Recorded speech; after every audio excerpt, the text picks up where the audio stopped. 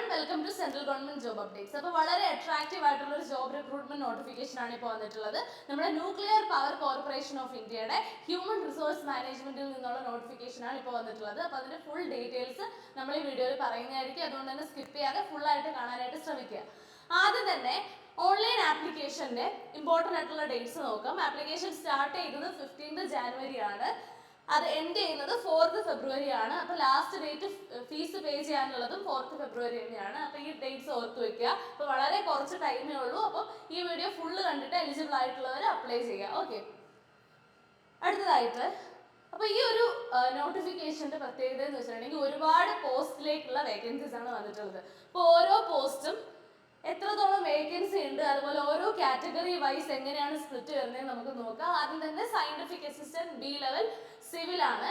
അതിൽ total 2 vacancies ആണുള്ളത്. OBC കാറ്റഗറിക്ക് ഒന്നും അൺറിസർവ്ഡ് കാറ്റഗറിക്ക് ഒന്നും, അങ്ങനെ ടോട്ടൽ 2 വേക്കൻസി. ഇനി അടുത്തത് stipendiary trainee or scientific assistant ആണ്. അതിൽ കറണ്ട് ബാക്ക്ലോഗ് നോക്കുവാണെങ്കിൽ ബാക്ക്ലോഗ് ടോട്ടൽ 2 വേക്കൻസീസ് ഉണ്ട് OBC കാറ്റഗറിക്ക്. പിന്നെ ST കാറ്റഗറിക്ക് OBC കാറ്റഗറിക്കും EWS കാറ്റഗറിക്കും ഓരോ വേക്കൻസി ഇതാണുള്ളത്. SC കാറ്റഗറിക്ക് 2 വേക്കൻസി, അതുപോലെ അൺറിസർവ്ഡ് കാറ്റഗറിക്ക് 5 വേക്കൻസി. അങ്ങനെ ടോട്ടൽ കറണ്ട് വേക്കൻസീസ് 10ഉം ബാക്ക്ലോഗ് OBCയുടെ 2ഉം കൂടെ ചേർത്ത് ടോട്ടൽ 12 വേക്കൻസീസ് ആണ് ഈ പോസ്റ്റിന് വരുന്നത്. അടുത്തത് സ്റ്റൈപ്പൻഡറി ട്രെയിനി ടെക്നീഷ്യൻ. അതിൽ കറണ്ട് വേക്കൻസീസ് SC കാറ്റഗറിക്ക് 15, ST കാറ്റഗറിക്ക് 12, OBC കാറ്റഗറിക്ക് 5, EWS കാറ്റഗറിക്ക് 8, അൺറിസർവ്ഡ് കാറ്റഗറിക്ക് 43 വേക്കൻസീസ് ഉണ്ട്. ബാക്ക്ലോഗ്സ് ഒന്നുമില്ല. അങ്ങനെ ടോട്ടൽ 83 വേക്കൻസീസ് ആണ് സ്റ്റൈപ്പൻഡറി ട്രെയിനി ഓർ ടെക്നീഷ്യന് വരുന്നത്. ഓക്കെ, അടുത്തത് എക്സ്റേ ടെക്നീഷ്യൻ നോക്കാം. അതിൽ കറണ്ട് വേക്കൻസീസ് OBC കാറ്റഗറിക്ക് 1 വരുന്നുണ്ട്, അൺറിസർവ്ഡ് കാറ്റഗറിക്ക് 1 വരുന്നുണ്ട്. ടോട്ടൽ അങ്ങനെ 2 വേക്കൻസീസ്, ബാക്ക്ലോഗ്സ് ഒന്നുമില്ല. അപ്പോൾ ഈ ഒരു പോസ്റ്റിന് വേക്കൻസി കുറവാണ്. അടുത്തത് അസിസ്റ്റന്റ് ഗ്രേഡ് 1 HR ആണെങ്കിൽ SC കാറ്റഗറിക്ക് വേക്കൻസീസ് ഒന്നും തന്നെ ഇല്ല. അൺറിസർവ്ഡ് വേക്കൻസീസ് ഒന്നുമില്ല. ST കാറ്റഗറിക്ക് 1, OBC കാറ്റഗറിക്ക് 2, EWS കാറ്റഗറിക്ക് 1, അൺറിസർവ്ഡ് കാറ്റഗറിക്ക് 2, അങ്ങനെ ടോട്ടൽ 6 വേക്കൻസീസ് ആണ് ഉള്ളത്. അടുത്തത് assistant grade 1 finance and accounts ആണെങ്കിൽ കറണ്ട് OBCക്ക് 1, EWSന് 1, അൺറിസർവ്ഡ് 1, അങ്ങനെ ടോട്ടൽ 3 വേക്കൻസീസ് ഉണ്ട്. ബാക്ക്ലോഗ് നോക്കുവാണെങ്കിൽ SC ST കാറ്റഗറിക്ക് ഓരോ വേക്കൻസീസ് ഇതുണ്ട്, അങ്ങനെ 2, അങ്ങനെ ടോട്ടൽ 5 വേക്കൻസീസ് ആണ് ഈ ഒരു പോസ്റ്റിന് വന്നിട്ടുള്ളത്. ഇനി അടുത്തത് അസിസ്റ്റന്റ് ഗ്രേഡ് 1 മെറ്റീരിയൽ മാനേജ്മെന്റിലാണ്. അതിൽ കറണ്ട് വേക്കൻസീസ് OBC കാറ്റഗറിക്ക് 1, അതുപോലെ അൺറിസർവ്ഡ് കാറ്റഗറിക്ക് 1, അങ്ങനെ ടോട്ടൽ കറണ്ട് വേക്കൻസീസ് 2 ആണ് വരുന്നത്. ഇനി ബാക്ക്ലോഗ് നോക്കുവാണെങ്കിൽ ST കാറ്റഗറിക്ക് 1, OBC കാറ്റഗറിക്ക് 1, അങ്ങനെ ടോട്ടൽ 4 വേക്കൻസീസ് ആണ് ഈ ഒരു പോസ്റ്റിന് വരുന്നത്. ഓക്കെ, അടുത്ത പോസ്റ്റുകൾ നോക്കാം.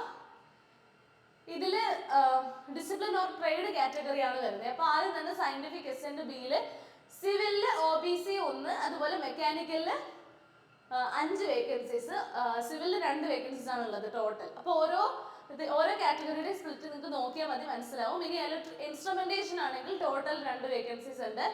ഇലക്ട്രിക്കലിലാണെങ്കിൽ ടോട്ടൽ 2 വേക്കൻസീസ് ആണ് വരുന്നത്. ഹെൽത്ത് ഫിസിക്സ് ആണെങ്കിൽ 2, ഇലക്ട്രോണിക്സ് 1, അങ്ങനെ ടോട്ടൽ 14 വേക്കൻസീസ് ഈ 2 പോസ്റ്റിനും കൂടെ വന്നത്. ഓക്കെ, ഇനി അടുത്തത് നേരത്തെ പറഞ്ഞ പോലെ സ്റ്റൈപ്പൻഡറി ട്രെയിനി ടെക്നീഷ്യൻ, അത് ഓരോ പോസ്റ്റിനും എങ്ങനെയാണ് സ്പ്ലിറ്റ് വന്നതെന്നാണ്. അപ്പം നമ്മൾ നേരത്തെ പറഞ്ഞിരുന്നു. ഇനി അതിൽ ഓരോ സെക്ഷൻസിൻ്റെയും നോക്കാം. Electronic mechanic 7, machinist 3, fitter 2, turner 2, instrument mechanic 2, mason 1, അങ്ങനെ ടോട്ടൽ 83 അങ്ങനെയാണ് വന്നത്. ഓക്കെ, ഇനി അടുത്തതായിട്ട് x-ray technician 2, assistant grade 1 HR 6, അതുപോലെ അസിസ്റ്റന്റ് ഗ്രേഡ് 1 ഫിനാൻസ് ആൻഡ് അക്കൗണ്ട്സിൽ 5, അതും എക്സ്റേയിൽ 2, HR 2, ഫിനാൻസ് ആൻഡ് അക്കൗണ്ട്സിൽ 5, അതുപോലെ മെറ്റീരിയൽ മാനേജ്മെന്റ് 4, ഇങ്ങനെയൊക്കെയാണ് സ്പ്ലിറ്റ് വന്നിട്ടുള്ളത്. നിങ്ങൾ ഡീറ്റെയിൽ ആയിട്ട് നോട്ടിഫിക്കേഷൻ നോക്കിയാൽ മതി.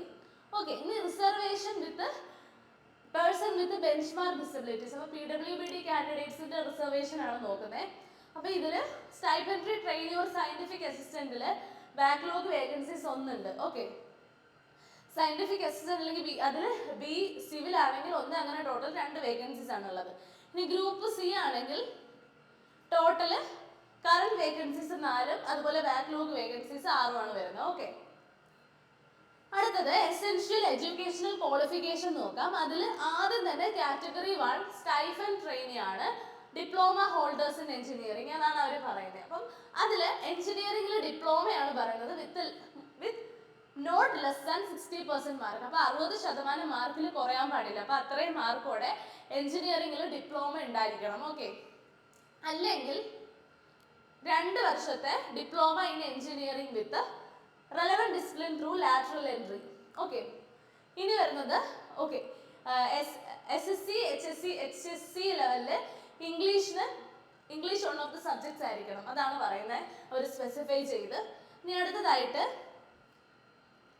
ഇനി ഓരോ ബ്രാഞ്ചസിൻ്റെയും അതിൻ്റെ സ്പെസിഫിക്കേഷൻ നോക്കാം. മെക്കാനിക്കൽ ആണെങ്കിൽ ഡിപ്ലോമ ഇൻ മെക്കാനിക്കൽ എഞ്ചിനീയറിംഗ്, അല്ലെങ്കിൽ ഡിപ്ലോമ ഇൻ പ്രൊഡക്ഷൻ എഞ്ചിനീയറിംഗ്, അല്ലെങ്കിൽ ഡിപ്ലോമ ഇൻ ഓട്ടോമൊബൈൽ എഞ്ചിനീയറിംഗ്, ഇത്രയാണ് അവർ പറയുന്നത്. ഇനി ഇൻസ്ട്രുമെന്റേഷൻ ആണെങ്കിൽ diploma in instrumentation, diploma in instrumentation and control. Electrical ആണെങ്കിൽ ഡിപ്ലോമ ഇൻ ഇലക്ട്രിക്കൽ എഞ്ചിനീയറിംഗ്, ഇത്രയാണ് വരുന്നത്. ഇനി അടുത്തതായിട്ട് ഇലക്ട്രോണിക്സ് ആണെങ്കിൽ diploma in electronics engineering, diploma in digital electronics, diploma in electronics and telecommunication engineering, diploma in electronics and computer engineering, diploma in industrial electronics, diploma in electronics and communication engineering, ഇത്രയും കാര്യങ്ങളാണ് വരുന്നത്. ഇനി scientific assistant B level ആണെങ്കിൽ civil എഞ്ചിനീയറിംഗിൽ diploma വേണം വിത്ത് 60% mark, അല്ലെങ്കിൽ 2 years diploma in engineering ആയിരിക്കും, അതും 60% മാർക്കാണ് പറയുന്നത്. അതുപോലെ തന്നെ ഇംഗ്ലീഷ് അതും കമ്പൽസറി ആയിട്ട് പറയുന്നുണ്ട് 10th ലെവലിലും +2 ലെവലിലും. ഓക്കെ, ഇനി അടുത്തത് സിവിലിൽ ഡിപ്ലോമ ഇൻ സിവിൽ എഞ്ചിനീയറിംഗും അതുപോലെ diploma in civil and rural engineering പറയുന്നുണ്ട്. അടുത്തത് കാറ്റഗറി 1 സ്റ്റൈപ്പൻഡറി ട്രെയിനി ഒരു സയന്റിഫിക് അസിസ്റ്റന്റിന്റെ ആണ്. അതിൽ BSc വിത്ത് മിനിമം ഓഫ് 60% മാർക്കാണ് പറയുന്നത്. അതിൽ subject short B physics and principal and chemistry, അല്ലെങ്കിൽ മാത്തമാറ്റിക്സ്, അല്ലെങ്കിൽ statistics, electronics and computer science ഒക്കെയാണ് പറയുന്നത്.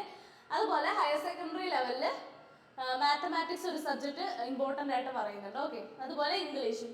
അടുത്തത് സ്റ്റൈപ്പൻഡറി ട്രെയിനി ഈ ഒരു കാറ്റഗറിയിൽ ഫിറ്റർ ടേണർ ഇൻസ്ട്രുമെന്റ് ആ ഒരു കാറ്റഗറിയിൽ വരുന്നതാണ്. അതിൽ 10th ക്വാളിഫിക്കേഷൻ ആണ് പറയുന്നത്. പിന്നെ 50% മാർക്ക് സയൻസ് സബ്ജക്ട്സിൽ വേണം. Mathematics individually +2 years ITI certificate ഒക്കെയാണ് പറയുന്നത്. ഇനി അടുത്തതായിട്ട് അതിലും ഇംഗ്ലീഷ് കമ്പൽസറി ആയിട്ട് പറയുന്നുണ്ട്. അടുത്തത് സ്റ്റൈപ്പൻഡറി ട്രെയിനി ഓപ്പറേറ്റർ ആണെങ്കിൽ HSC +2 സയൻസ് സ്ട്രീം ആയിരിക്കണം എന്ന് പറയുന്നുണ്ട്. അതുപോലെ ഇംഗ്ലീഷും ഒരു സബ്ജക്റ്റ് ആയിരിക്കണം. അടുത്തത് എഡ്യൂക്കേഷണൽ ക്വാളിഫിക്കേഷൻ പ്ലാന്റ് ഓപ്പറേറ്റർ ട്രെയിനീസിനും മെയിൻ്റനൻസ് ട്രെയിനീസിനും ഒക്കെ ഇതിൽ ഡീറ്റെയിൽ ആയിട്ട് പറയുന്നുണ്ട്. എല്ലാത്തിലും സയൻസ് സബ്ജക്ട്സ് കമ്പൽസറി ആയിട്ട് പറയുന്നുണ്ട്. ഓക്കെ, അതുപോലെ എക്സ്ട്രാ ടെക്നീഷ്യൻ ആണെങ്കിൽ +2 പറയുന്നുണ്ട് വിത്ത് മിനിമം 60% ഇൻ സയൻസ്, അല്ലെങ്കിൽ 1 ഇയർ മെഡിക്കൽ റേഡിയോഗ്രഫി അല്ലെങ്കിൽ എക്സ്ട്രാ ടെക്നിക്കൽ ട്രേഡ് സർട്ടിഫിക്കറ്റോ minimum 2 years relevant post qualification full time work experience ഉണ്ടായിരിക്കേണ്ടതാണ് ഈ ഒരു പോസ്റ്റിന്. ഓക്കെ, അടുത്തത് സ്റ്റൈപ്പൻഡറി ട്രെയിനീസിനായിട്ടുള്ള ഇമ്പോർട്ടൻറ്റ് ഇൻഫർമേഷൻ ആണ് പറയുന്നത്. ഇതിൽ എസെൻഷ്യൽ ഫിസിക്കൽ സ്റ്റാൻഡേർഡ് പറയുന്നത് 160 സെന്റിമീറ്റർ മിനിമം വേണം, 160 സെന്റിമീറ്റർ ആണ് മിനിമം വേണ്ടത്. അതുപോലെ വെയിറ്റ് 45.5 കിലോഗ്രാം എങ്കിലും മിനിമം വേണം. അതാണ് ഫിസിക്കൽ സ്റ്റാൻഡേർഡ്സിന്റെ കാര്യത്തിൽ പറയുന്നത്. ഇതിൽ കാറ്റഗറി 1 സ്റ്റൈഫൻ ട്രെയിനിയും അതുപോലെ കാറ്റഗറി 2 സ്റ്റൈഫൻ ട്രെയിനി മെയിൻ്റനറും ഈ 2 കാര്യങ്ങൾക്കാണ് വരുന്നത്. ഇനി ട്രെയിനിങ് ഉണ്ടായിരിക്കും, അതിന്റെ ഡ്യൂറേഷൻ എന്ന് പറയുന്നത് 18 months ആണ്, അതായത് 1.5 വർഷമായിരിക്കും. ഇനി കാറ്റഗറി 2 സ്റ്റൈഫൻ ട്രെയിനി മെയിൻ്റനർ ആണെങ്കിൽ 24 months ആണ്, 2 വർഷമാണ് പറയുന്നത്. ഇനി സ്റ്റൈഫൻ ഡ്യൂറിങ് ട്രെയിനിങ്, അപ്പോൾ ട്രെയിനിങ്ങിന്റെ സമയത്ത് നിങ്ങൾക്ക് കിട്ടുന്ന സ്റ്റൈഫൻഡ് ആണ് 24,000 ആണ് ആദ്യത്തെ വർഷം. പിന്നെ നെക്സ്റ്റ് 6 മാസത്തേക്ക് 26,000, പിന്നെ അതിൻ്റെ കൂടെ 3,000 അലവൻസും ആയിട്ട് പ്രൊവൈഡ് ചെയ്യുന്നുണ്ടാവും. അടുത്തതായിട്ട് കാറ്റഗറി 2 സ്റ്റൈഫൻഡറി ട്രെയിനി മെയിൻ്റനറിന് വേണ്ടിയിട്ടുള്ളതാണ്. അതിൽ 1 ഇയറിൽ 20,000, അതുപോലെ സെക്കൻഡ് ഇയർ 22,000 ആവും, പിന്നെ 3,000 ബുക്ക് അലവൻസും ഉണ്ടായിരിക്കും. ഓക്കെ, അപ്പോൾ ഇത്രയും കാര്യങ്ങളാണ് ഇതിൽ പറയുന്നത്. അടുത്തത് ഏജ് ലിമിറ്റിന്റെ കാര്യമാണ്. ഇതിൽ കാറ്റഗറി 1 സ്റ്റൈഫൻഡറി ട്രെയിനി അല്ലെങ്കിൽ സയന്റിഫിക് അസിസ്റ്റന്റ് ഡിപ്ലോമ ഹോൾഡേഴ്സിനാണെങ്കിൽ ലോവർ ഏജ് ലിമിറ്റ് എന്ന് പറയുന്നത് 18 ആയിരിക്കും, 25 വയസ്സിൽ കൂടാനും പാടില്ല. ഓക്കെ, ഇനി scientific assistant B level civil ആണെങ്കിൽ ലോവർ ഏജ് ലിമിറ്റ് 18, അതുപോലെ അപ്പർ ഏജ് ലിമിറ്റ് 30 ഇയേഴ്സ് 30 വയസ്സ് വരെയാണ് ഉള്ളത്. ഇനി എക്സ്റേ ടെക്നീഷ്യൻ ആണെങ്കിൽ ലോവർ ഏജ് ലിമിറ്റ് 18, അതുപോലെ അപ്പർ ഏജ് ലിമിറ്റ് 25 വയസ്സുമാണ് പറയുന്നത്. ഇനി category 2 stipend trainee maintainer and category 2 stipend trainee operator. മെയിൻ്റനറിനും ഓപ്പറേറ്ററിനും 18 വയസ്സ് മിനിമം, 24 വയസ്സിൽ കൂടാനും പാടില്ല. ഓക്കെ. ഇനി അസിസ്റ്റന്റ് ഗ്രേഡ് 1 HR അതുപോലെ finance and accounts materials management ആണെങ്കിൽ lower age limit 21, upper age limit 28 ആണ് വരുന്നത്. ഇങ്ങനെയാണ് ഏജ് ലിമിറ്റ്സിന്റെ കാര്യത്തിൽ വരുന്നത്. ഇനി സയന്റിഫിക് അസിസ്റ്റന്റ് സിവിലിന് മാത്രമാണ് ഇത്രയും ഏജ് ലിമിറ്റ് അവർ എക്സ്റ്റെൻഡ് ചെയ്തിട്ടുള്ളത്, 30 വയസ്സ് വരെ. ഓക്കെ.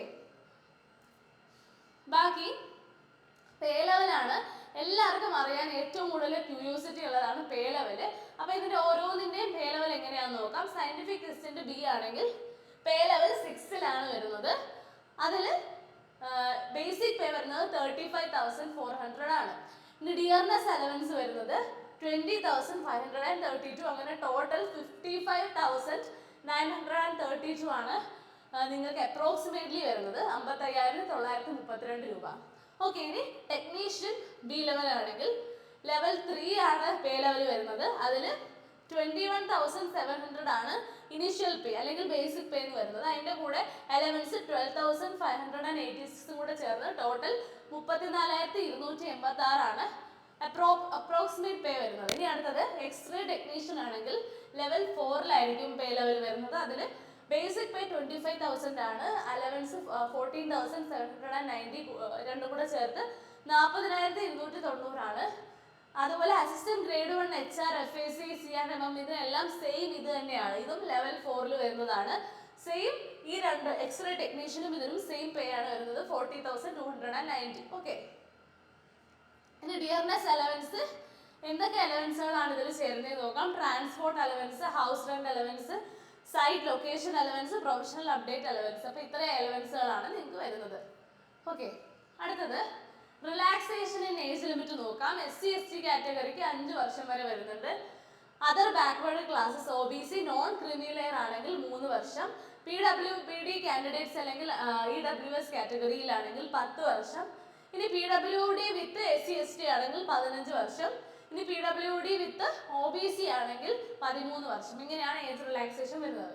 ഇനി ആപ്ലിക്കേഷൻ ഫീയുടെ കാര്യം പറയുവാണെങ്കിൽ കാറ്റഗറി 1 സ്റ്റൈഫൻഡറി ട്രെയിനി അല്ലെങ്കിൽ ഡിപ്ലോമ ഹോൾഡേഴ്സ് ഇൻ എഞ്ചിനീയറിംഗ് ആണെങ്കിൽ 150 രൂപയാണ് നോൺ റീഫണ്ടബിൾ ആയിട്ടുള്ള ആപ്ലിക്കേഷൻ ഫീ വരുന്നത്. ഇനി എക്സ്റേ ടെക്നീഷ്യൻ അല്ലെങ്കിൽ അസിസ്റ്റന്റ് ഗ്രേഡ് 1 ഗ്രേഡ് 2 കാര്യങ്ങളൊക്കെ ആണെങ്കിൽ 100 രൂപയാണ് റീഫണ്ടബിൾ ആയിട്ട് ആപ്ലിക്കേഷൻ ഫീ വരുന്നത്. അടുത്തത് സെലക്ഷൻ പ്രൊസീജിയർ ആണ്. അപ്പം കാറ്റഗറി 1 സ്റ്റൈഫൻഡറി ട്രെയിനിക്ക് വരുന്നത് online test plus personal interview ആണ്. ഓൺലൈൻ ടെസ്റ്റ് എന്ന് പറയുന്നത് കമ്പ്യൂട്ടർ ബേസ്ഡ് ആയിരിക്കും. അതുപോലെ തന്നെ ഡ്യൂറേഷൻ എന്ന് പറയുന്നത് 1.5 മണിക്കൂറാണ്. അടുത്തത് category 2 stipendiary trainee operator and മെയിൻ്റനറിന് ഓൺലൈൻ ടെസ്റ്റ് ആയിരിക്കും, അത് കമ്പ്യൂട്ടർ ബേസ്ഡ്. അതിന് 2 സ്റ്റേജസ് ഉണ്ടാവും. സ്റ്റേജ് 1 പ്രിലിമിനറി ടെസ്റ്റ് 1 മണിക്കൂർ, അതുപോലെ സ്റ്റേജ് 2 അഡ്വാൻസ്ഡ് ടെസ്റ്റ് 2 മണിക്കൂർ ഡ്യൂറേഷൻ ആണ് ഉള്ളത്.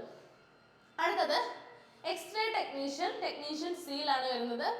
അതിലാണെങ്കിൽ ഓൺലൈൻ ടെസ്റ്റ് എന്ന് പറയുന്നത് കമ്പ്യൂട്ടർ ബേസ്ഡ് ആണ്. 3 സ്റ്റേജസ് ഉണ്ടാവും. ഫസ്റ്റ് പ്രിലിമിനറി ടെസ്റ്റ് 1 മണിക്കൂർ, അഡ്വാൻസ്ഡ് ടെസ്റ്റ് 2.5 മണിക്കൂർ, 2 മണിക്കൂർ, അതുപോലെ ലാസ്റ്റ് ഒരു സ്കിൽ ടെസ്റ്റ് ഉണ്ടായിരിക്കുന്നതാണ്. ഓക്കെ. അടുത്തത് ഇമ്പോർട്ടൻ്റ് ആയിട്ടുള്ള ഡേറ്റ്സ് നമുക്ക് ഒന്നും കൂടെ നോക്കാം. അപ്പോൾ കമൻസ്മെന്റ് ആപ്ലിക്കേഷൻ സ്റ്റാർട്ട് ചെയ്തത് 15th ജാനുവരി ആണ്. അപ്പോൾ ലാസ്റ്റ് ഡേറ്റ് എന്ന് പറയുന്നത് 4th ഫെബ്രുവരി ആണ്, ഞാൻ പറഞ്ഞ പോലെ തന്നെ. ഇനി ആപ്ലിക്കേഷൻ ഫീ പേ ചെയ്യാനുള്ളത് 15 മുതൽ ഫെബ്രുവരി 4 വരെയാണ് ടൈം ഉള്ളത്. ഇനി application fee to be submitted online along with online application. അപ്പം non refundable application fee 180 for group B post and ₹100 for group C post. ഞാൻ നേരത്തെ പറഞ്ഞിരുന്നു. അപ്പോൾ ഇത്രയും കാര്യങ്ങളാണ് ഇമ്പോർട്ടൻ്റ് ആയിട്ട് ഈ നോട്ടിഫിക്കേഷനിൽ ഉണ്ടായിരുന്നത്. അപ്പോൾ ഈ കാര്യങ്ങളൊക്കെ മനസ്സിലായെന്ന് വിചാരിക്കുന്നു. ഇനി എലിജിബിൾ ആയിട്ടുള്ളവർ വേഗം പോയി അപ്ലൈ ചെയ്യുക. ഡെഡ് ലൈന് മുന്നേ ആയിട്ട് ഫെബ്രുവരി 4 ആണ് ഡെഡ് ലൈൻ. Thank you.